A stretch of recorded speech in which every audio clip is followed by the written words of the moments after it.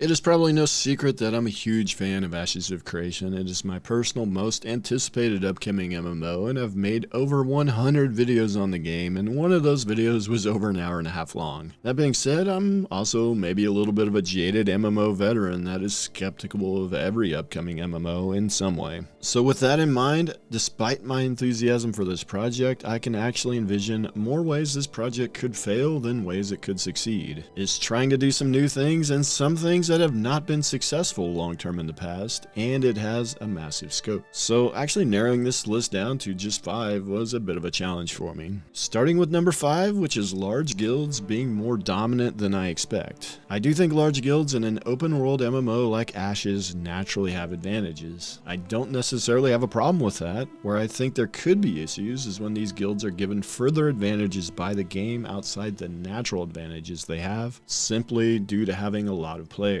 What I mean by this is things like the guild hall perks for guilds that are patrons of nodes. On paper, I could see this being a perk that is more easily acquired by a large guild and gives them a force multiplier type of effect. Or with castle ownership, large guilds are in theory more likely to own castles, which comes with massive benefits, including keeping some of the castle taxes, and the benefits are said to increase the longer a guild owns a castle. So over time, guilds could have these constant force multipliers that snowball their effectiveness the longer they have these optimal freeholds, guild halls, and castles. To offset this, Steven has implemented plenty of systems that could create opportunities for mutinies within guilds, and the guild leveling system is said to give smaller guilds bigger guild perks. I have a video on the way where I'm going to get into all the details of all the ways smaller guilds can level the playing field and fight back. I'm hopeful there are enough things to level the playing field somewhat, but if it doesn't, that could end up being detrimental to the game, hence why I have it at number 5 on this list. Then at number 4, I have class and gear imbalances, the bane of nearly every MMO.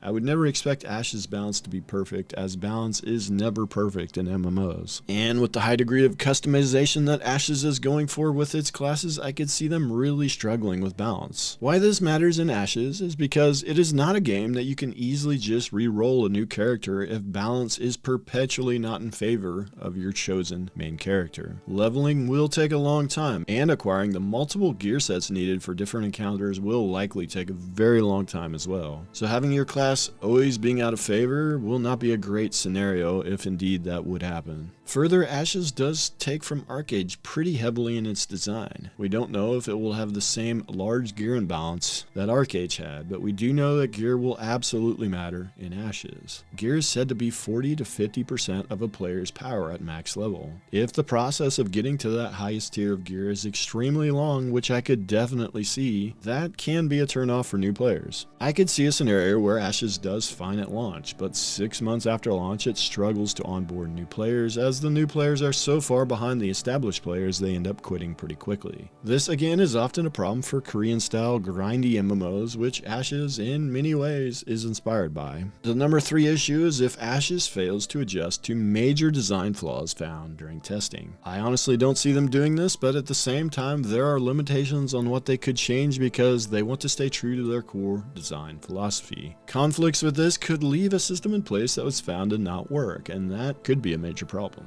The number 2 issue is one of the core systems is found to be flawed and simply cannot be fixed. The only solution is to remove the system. The problem with that is so many systems are ingrained into other systems, so removing one system really doesn't work without affecting all the other systems. And again, many of the systems are core to the original design pillars and can't be removed for that reason as well. Similar to this, it could be that with so many systems in the game, some of them end up feeling half-baked. This is something I've talked about before, the massive scope of Ashes. This was something that Arcade also had an issue with, and I could certainly see being a problem for Ashes. The number 1 issue is one we have seen countless times, a disastrous launch. So many projects with a lot of potential have been ruined by this. The launch is incredibly important. You only get one chance at it. Comebacks from disastrous launches have been very rare in the MMO space. Queues are really not the concern for me, because I think queues are likely to happen just like every MMO. And maybe more so in Ashes because they really do not want to open up too many servers at launch and have to later merge a bunch of them, because merging servers with the way the node system is designed is going to be very tricky. The thing that does concern me though are game-breaking bugs and exploits that ruin the economy of the game or give some players huge advantages. challenges. Server rollbacks are never great to see during a new MMO launch. So for me, this is the #1 issue because of how many MMOs have been killed by this. And that is my top 5 reasons Ashes could fail. Again, I do want to reiterate, I'm very positive on Ashes and do not expect it to fail. But anything is possible. Let me know your thoughts, and I'll see you guys in the next video.